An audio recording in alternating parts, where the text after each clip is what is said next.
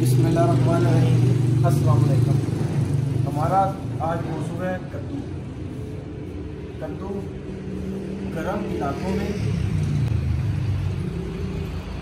रेतीली ज़मीनों में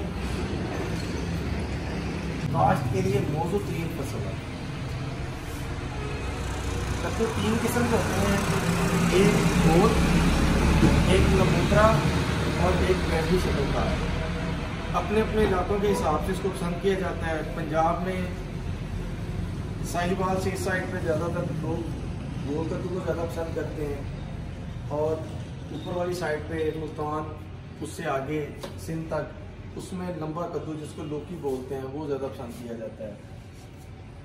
कद्दू गर्मी की एक ज़बरदस्त फसल है जिसको पानी की भी ज़्यादा ज़रूरत नहीं होती और खुराक की, और ये कम खर्च में लंबे अरसे तक चलने वाली फसलों में इसका शुमार किया जाता है, जो तकरीबन 7 से 8 माह तक जो है ना आपको पैसे दे सकती है।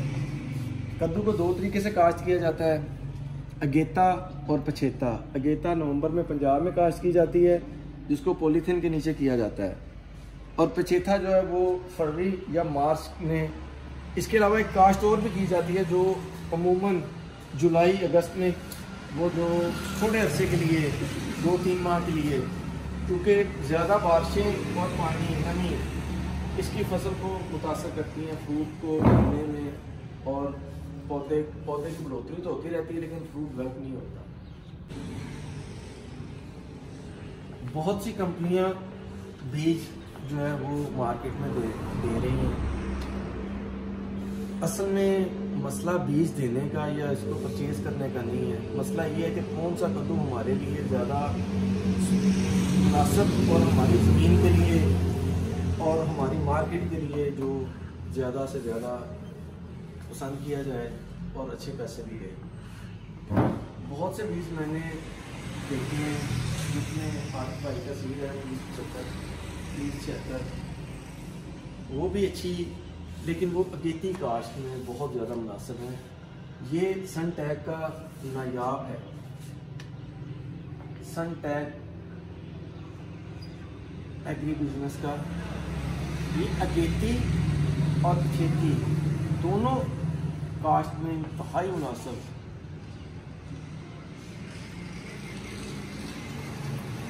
इसका फ्रूट भी इंतहाई खूबसूरत है, शानदार है, और इसकी पैदावार भी बहुत ही ज़्यादा।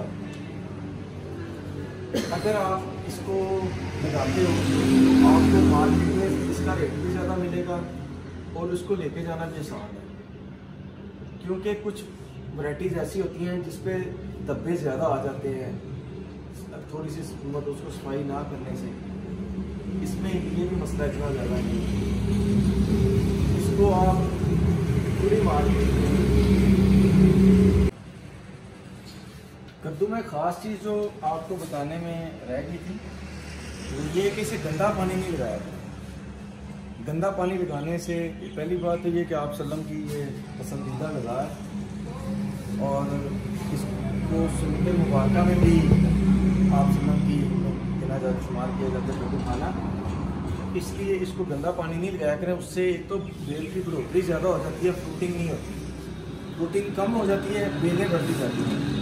मार्केट में बेल कभी भी नहीं फ्रूट जाता है, और आप इसको एक दफ़ा ट्राई ज़रूर कीजिए।